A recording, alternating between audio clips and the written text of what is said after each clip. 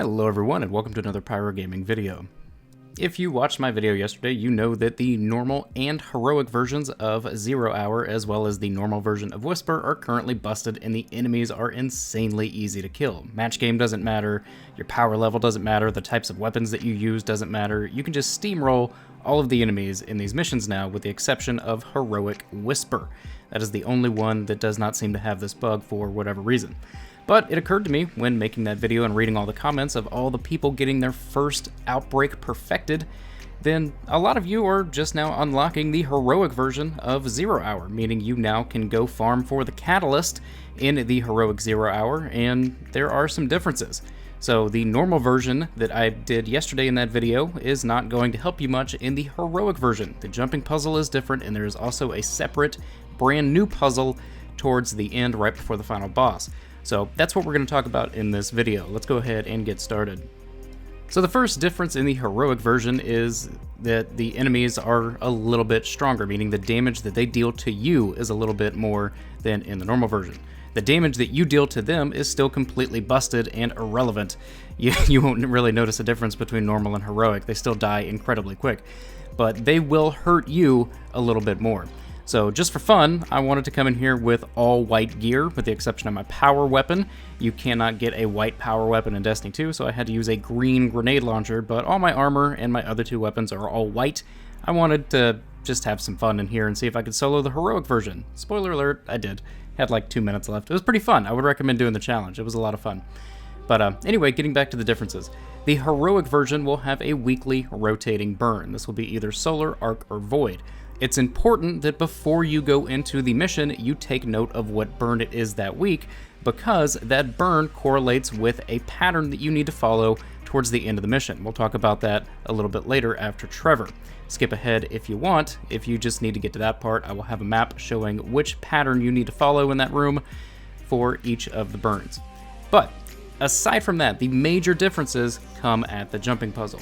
So for example, when you drop down here and you go outside, instead of heading to the left and going underneath the ship that you see on the left-hand side of your screen, instead you want to go to your right, and there's an open vent back here in the back right corner. Once you drop down into this vent, you are now in the quote-unquote new version of the jumping puzzle. So just follow what I'm doing here and you will be okay. When you break open this vent, you want to go to the right. I turned around there by mistake because I second-guessed myself. Don't do that. But you'll drop down into a little tunnel that looks like this. When you drop down, turn around and go back the opposite way and drop down this little section right here. You will land on a catwalk. If you look over here in the left corner, there are some red pipes. As soon as you drop down, you will find a lever. Once you activate it, I'd kill myself here. There is a way to jump back up to where we need to go, but I felt like just killing yourself and respawning back up in the tunnels is the quickest way. Once you've pulled that lever, you just simply want to turn around and go back to where we first dropped down into this tunnel, and you will then drop down into a room with 4 big numbered lids. You will see that number 3 is up. That's because we just pulled the lever for number 3. This is the only one that allows you access up and out of this room, so there's no point in pulling the other 3 levers in the room that we just dropped down in. Once you jump up on the lid, you will just continue to go up like this until you get to this room. You'll see this little opening up here. For the most part, these things are kind of obvious where you need to go.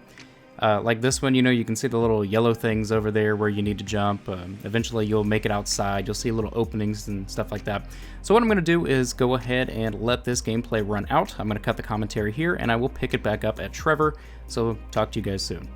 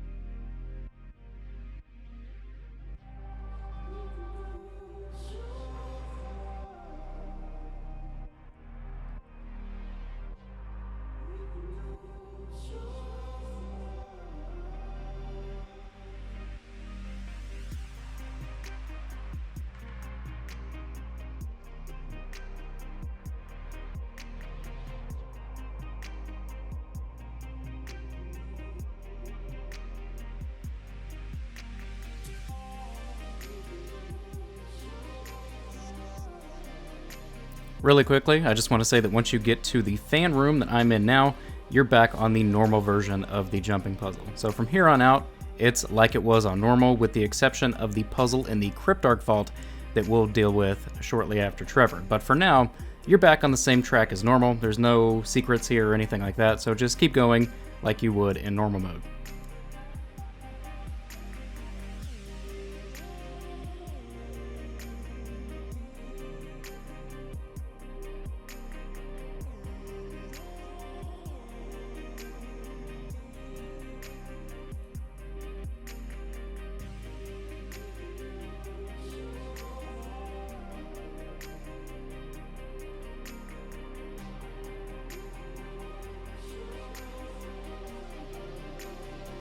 So when you get to Trevor, as soon as you drop down into ventilation, you immediately head for this long pipe that I just dropped down, and then quickly as you can go in here, you will see Trevor going to the left. If you see that, then you did it right, and you can do exactly what I do here. Trevor is pre-programmed. He doesn't deviate from his program, so if you follow the exact path that I do, which is right front, closest to the door where you drop down, right back, which is in the back of the room, then cutting across to left front and then doing left back, you will not have to deal with Trevor at all. This is kind of like a cheat sheet, you know, like they used to do in the old school arcade games. You know, Pac-Man, the ghost had a set rotation and you could avoid him.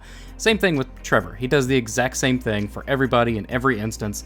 He's going to pass by right here. That's why I know to wait on this pipe. If you just do it exactly like I do, you won't have to worry about him. I'll talk to you guys when we get to the puzzle.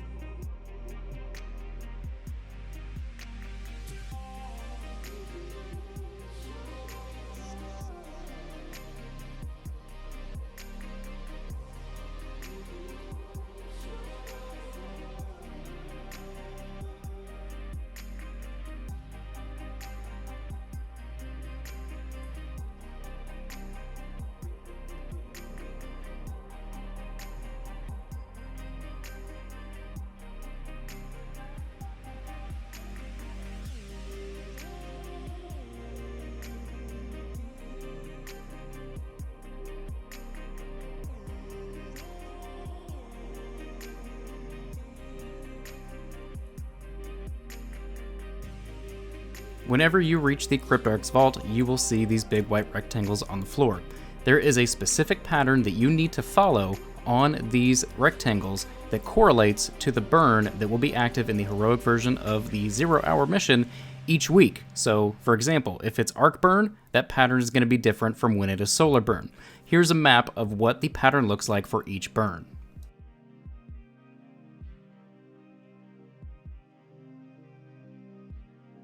Now once you've made it past the Cryptarch's Vault and the little puzzle that kills you if you step on the wrong square, everything else is like it was in normal, but like I said towards the beginning of the video, these enemies do hit you a little bit harder because they are considered to be heroic.